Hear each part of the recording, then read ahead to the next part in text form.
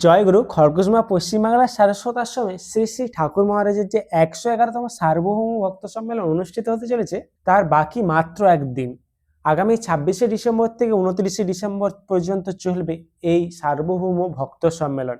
তার প্রস্তুতি এখন একদমই চূড়ান্ত পর্যায়ে চলছে।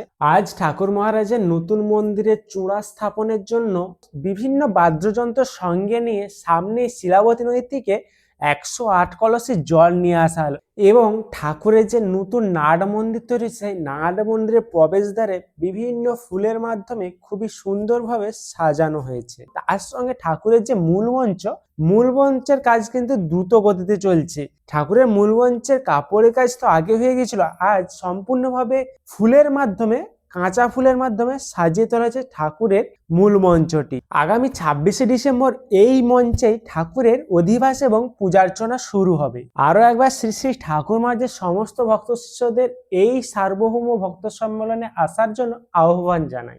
সকলে অবশ্যই আসুন। জয় গুরু।